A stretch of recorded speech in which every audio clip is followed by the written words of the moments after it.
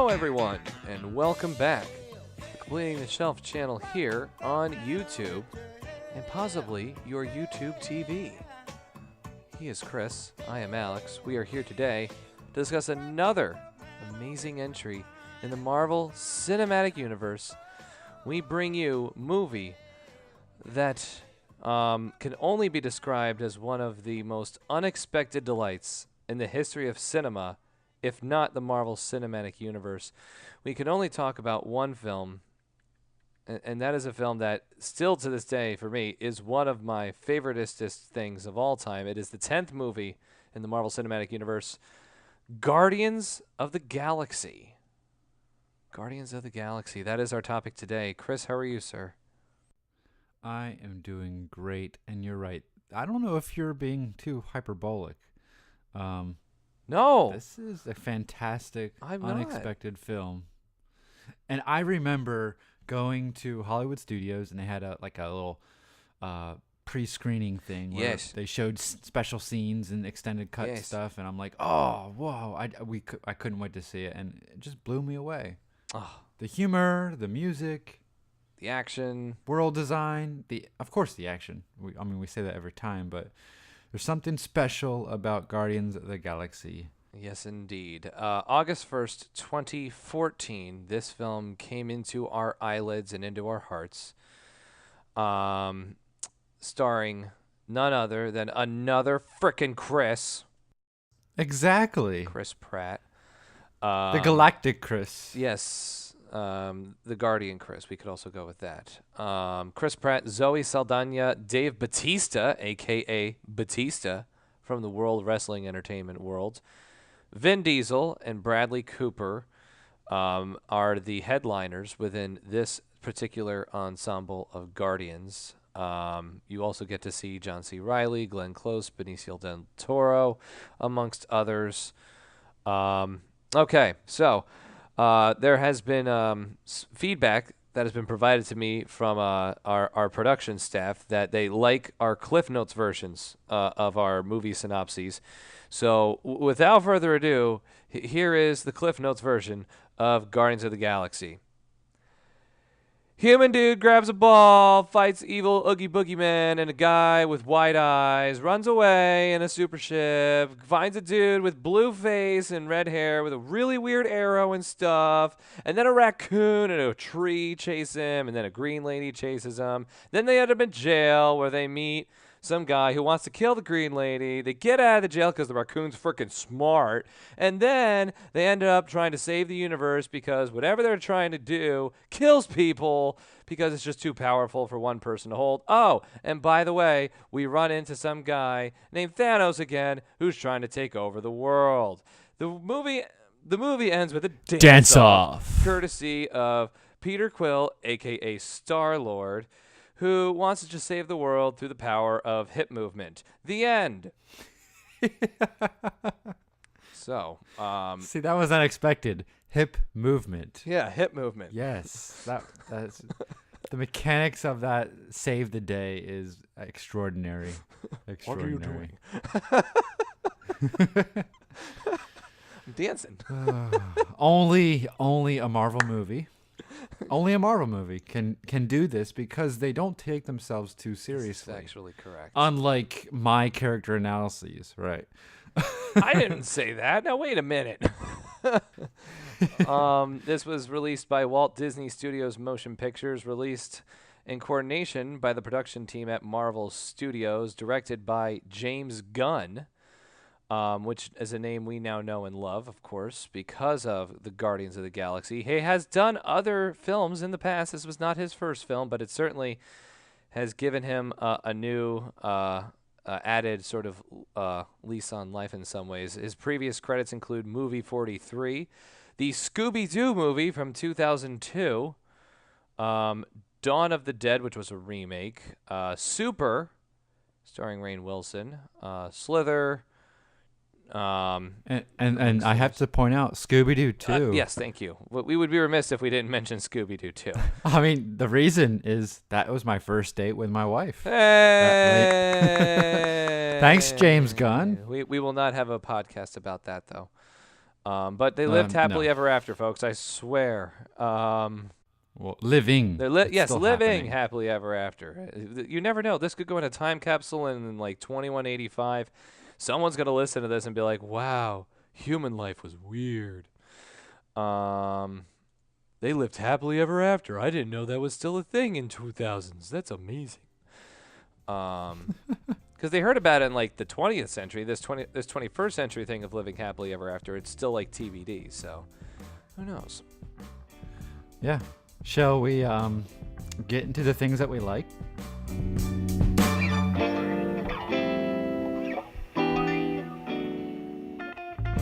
Well, again, I feel like I was somewhat a little abrupt with a full understanding of the film.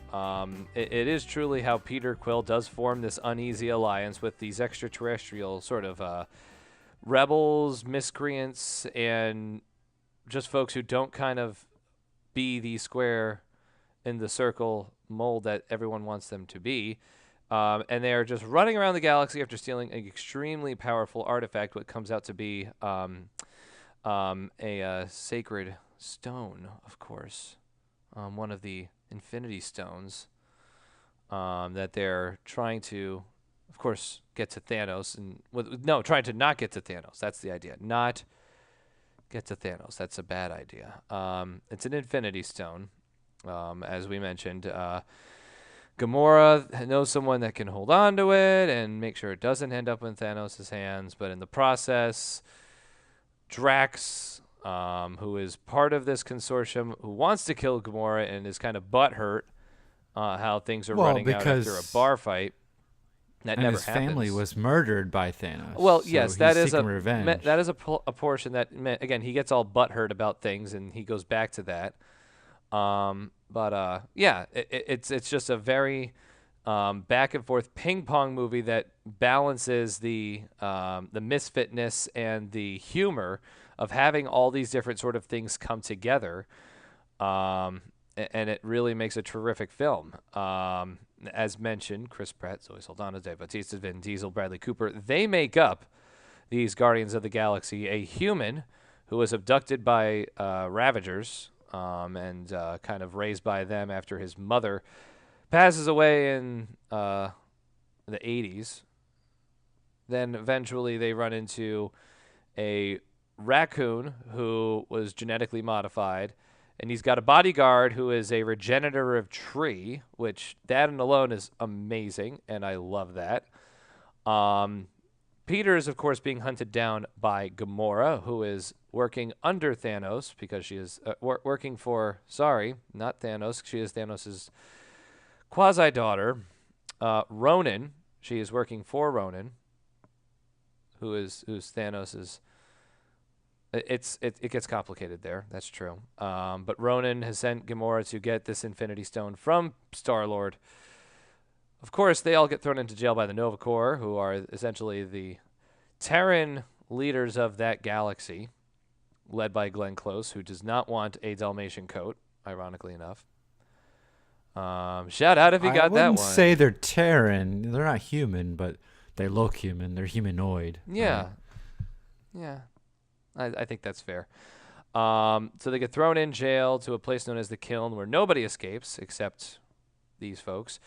In the process, they run into someone who believes Gamora is responsible for his family's death. That's Drax, and et cetera, et cetera. One of my favorite lines, and my wife and I did kind of think about that when we saw the movie recently, is when we realize Drax is a very just all muscle, no brains kind of fellow. He doesn't understand sarcasm. Rocket gives a line of everything you say will go over his head. He doesn't understand sarcasm. Nothing will go over my head. I have supreme reflexes. Very good. Yeah. I wouldn't say he's dumb, but he's all literal. Like, he would fail my English class because he couldn't do figurative language. No, right? he would not do well with the Shakespeare portion, I'm sure. No. But yes, So- what did we love about the movie? The fact that all of these unusual pieces come together, and all of the writing of this film comes together to make one of the most irreverently great films we have ever seen. it is one of the most entertaining films for sure in the Marvel lineup up to this point. Mm-hmm. But it's also a little, there's a layer of sadness under this whole film, which I think makes it work. The humor isn't just fluffy and light. It's on top of this sadder core that makes us empathize with the characters. Like, for example, the most obvious is Rocket. You know, he's mutilated. He's an experiment discarded into the universe. Yep. And he has no origin. He has nothing but Right. Groot and himself. And he feels misunderstood and disliked by everyone. He's got this chip on his shoulder. Yes, he didn't want to have this happen to him, but he's got to live with that. Peter doesn't want to have to, live a life outside of Earth, but he's got to live with that. Drax doesn't have his family. He has to live Well, with that. let's take one character at a time. yeah, So right, Peter, sorry. yeah. Peter loses his mom, then is abducted and raised, quote unquote, by a Yondu. Mm-hmm. And that didn't seem to go well for him. We'll find out more in the next movie. But, he felt abused and just mistreated Wait, there. so you and mean now there's a he's- sequel to this movie? What? I know. Sorry, But, like, everyone. yeah, he is an orphan, basically. Scavenging has nothing. And just like Rocket. And then we have what? Groot? We don't even know anything about Groot. We just really. know that he is Groot, and that's really about it. I'd love to realize how much money Vin Diesel has made for saying 4 words. Yeah. 5 yeah. words, really, if you think about it. I am Groot. We are Groot. That is it. That is all he has Exactly. ever said in this film. It is fantastic. What a gig. Where do I get this job? Where? I mean, He probably sits down for his, voice recording session. It's one day, a couple hours probably, and then he gets millions of dollars. millions, hey, good for him. and billions and billions and billions and billions. Okay, not that much. Maybe not that much. All right, so Gamora, she's our next one. She has Yes. a parent, but he's evil and terrible. And he- It kind of rolls out that you believe that he's the parent, of course, but it's something that you find out later that her parents were murdered by Thanos, and Thanos adopted herself and Nebula as his own children. So she's another orphan like Peter Correct. Quill, who's adopted by a terrible, father figure. And there's abuse in there and danger, blah, blah, blah. Okay, who else do we have? We have Drax, too. Drax, who loses his family He's- to Ronan and his goons from the So Kree every Empire. one of our main characters has been severed from everything they know and everything they love. Right. And they're coping. Right.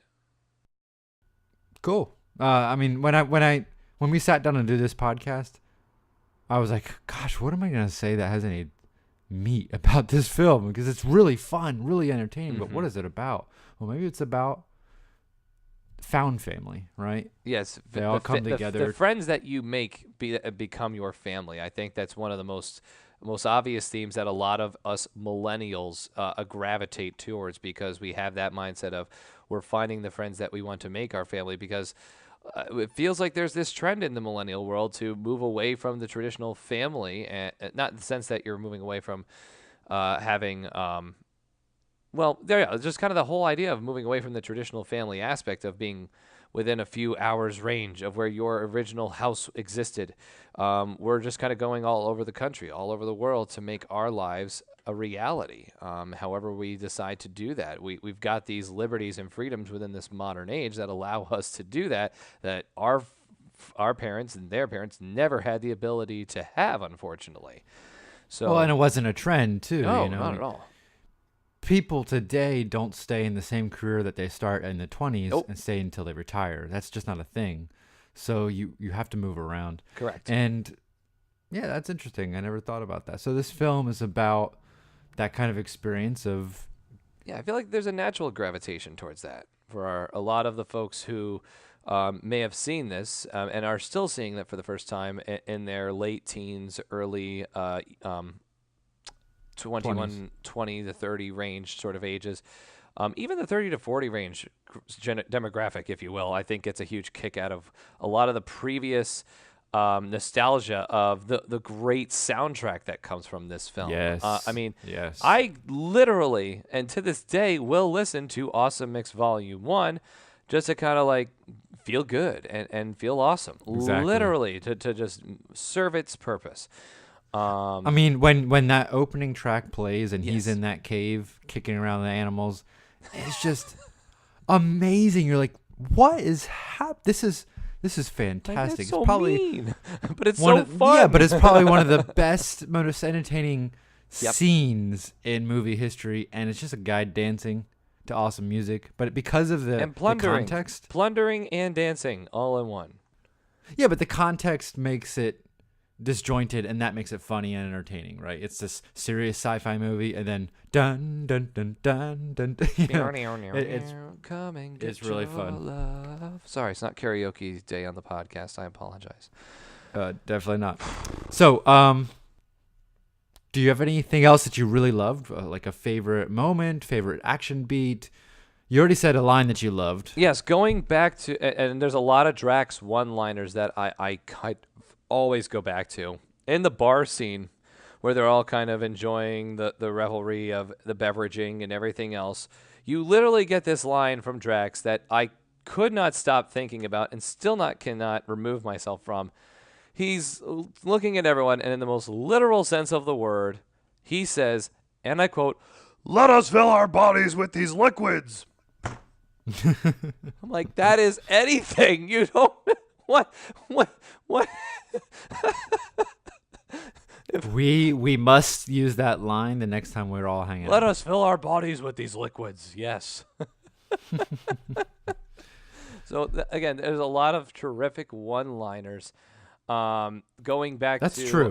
The when they're being not sort of charged, when they're being added to the when they're being introduced by the Nova Corps for their crimes, and they have that analyzer. There's this part where Peter Quill sort of rotates an imaginary thing, and all of a sudden his middle finger just comes up, and they have to Like a Jack in the Box. like a Jack. He's like, "Oh, I didn't know that would do that. I'm so sorry. I didn't know it would do that." And just so many little goofy, rather immature And you know, things, but they're just making None so of the great. one-liners and the jokes like that feel forced. It's No. just so natural. The performances from these guys.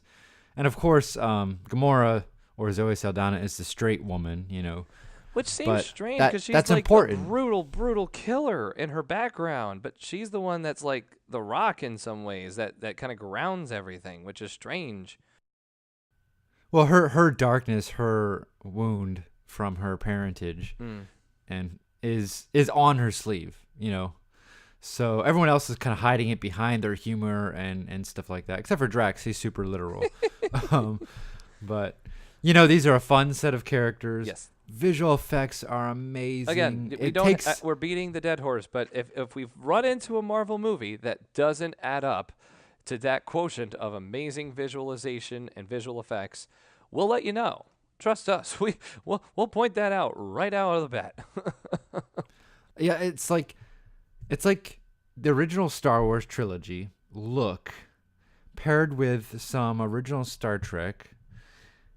And then I don't know, like a music video.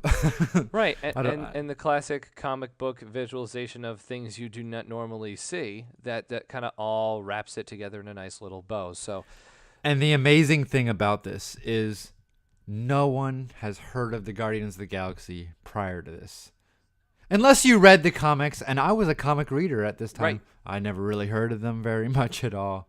So what they pulled off here was a genuine triumph. So let's go into shelving this thing because I'm curious about your shelf.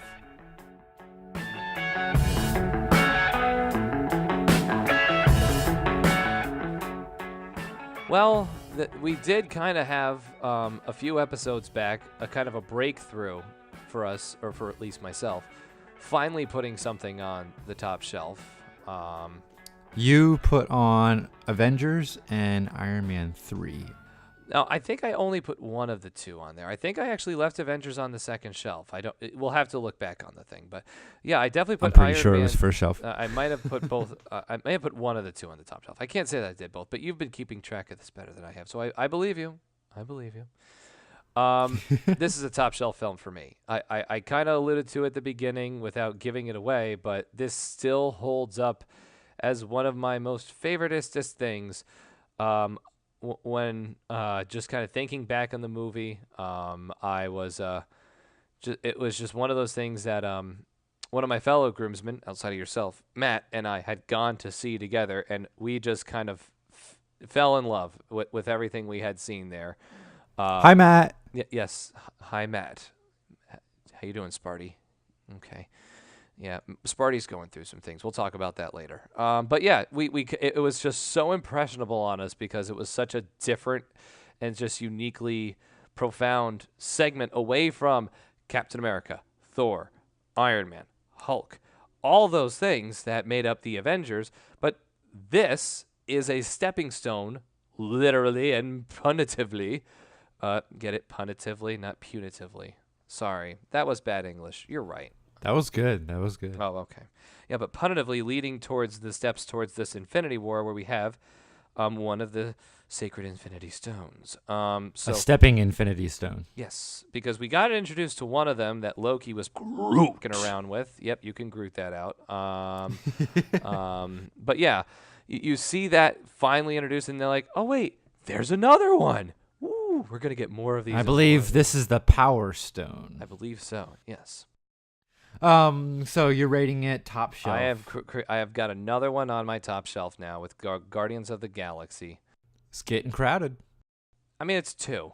Oh, okay, maybe 3. Yeah, 2 or 3. But how many? What's the limit of the shelf? Is it 5? Is it 4? No limit. Unlimited. Oh, all right. It's digital. Oh, okay. My digital shelf then has 3. Ha. There you go. My second shelf is getting another one to its ranks. This is, if it was just pure like shock factor enjoyment, this is a top shelf, but rewatchability is important to me. And though the dance off is a fun gag, I don't know, the villain is the most cartoony villain they've had yet. But that adds into it. That adds into the. I know. I get it. Oh. I get it. Right. But because it's in this string of not very well developed villains, and it's just like even worse than before. Rewatch value for me. I'm not interested in any scenes with the villain. Right? I just want to skip them. And if you have to skip stuff in a movie, it's not top shelf for me. Okay. So second shelf because the score and the soundtrack. Awesome characterizations, performances, hilarious. I mean, so many quotes in this film. Awesome, literally. Yeah. So it's really hard for me to put something on the top shelf. Understand. I'll just say that. I understand. So that kind of gives you an idea of where this piece to our Infinity Wars puzzle places us here, folks. We definitely appreciate you joining us once again on this road to the Infinity War. Just kind of a sneak peek.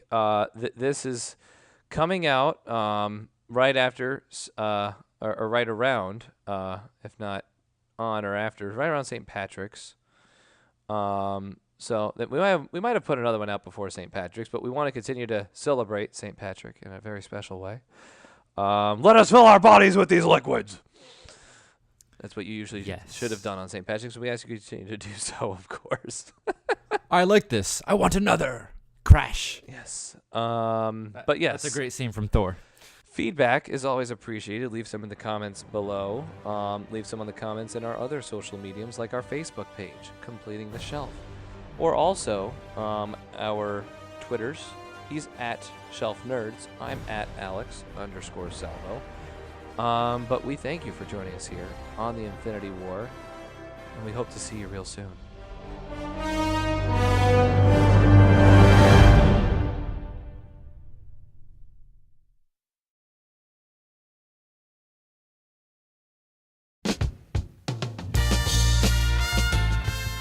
This episode brought to you by the Toho Water Authority, who didn't give me a hard time when I wanted to set up my new water and sewage bill in my new apartment. Visit TohoWaterAuthority.com and not have a hard time today. This is the explicit version of the Marvel Studies. That's going in. I'm going to bleep it. You should use some goofy sound, just like a quack or something, instead of an actual bleep when I say fruit. Oh, I'll use Groot. Groot, a soundbite of Groot. Yeah. Oh. Oh my goodness. Oh man. I don't think we're gonna finish this. We're gonna do this, and I'm gonna make dinner, and wife's gonna be happy, and everyone's gonna go home happy. Woohoo! All right, 5 count. Here we go. 5, 4, 3, 2. Groot.